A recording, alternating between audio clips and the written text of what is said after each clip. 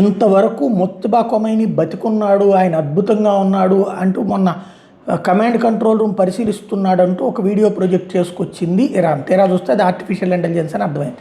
ఆయన పేరుతో ప్రకటనలు వీళ్ళు రాయడం తప్పించి ఆయన నోటి మాట కూడా బయటికి రాలేదు ఈరోజు వరకు కూడా. ఆయన వీడియో బయటికి ఏం రాలేదు.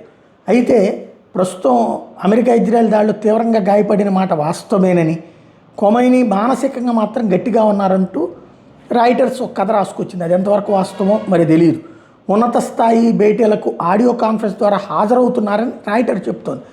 ఇరాన్ ప్రభుత్వంలోని అంతర్గత వర్గాల నుంచి 3 వారాల్లో అందిన సమాచారం తన కథనానికి ఆధారం చేసుకున్నట్టు చెప్పింది. ఈ కథనాన్ని అనుసరించి యుద్ధం మొదలైన తొలి రోజే అమెరికా ఇజ్రాయెల్ దాడిలో సుప్రీం లీడర్ అలీ కొమైనీ కుటుంబ సభ్యులు మరణిస్తే ముక్తజా తీవ్ర గాయాలతో బయటపడ్డాడు. ఈ దాడిలో గుర్తుపట్టలేని విధంగా ముక్తజా ముఖం మారిపోయింది. ముఖభాగం, పాదాలకు బలమైన గాయాలయ్యి ఈ ఘటన జరిగి 40 రోజులు దాటిపోయినా ఇప్పటికీ కదలలేని స్థితిలోనే ఉన్నారు.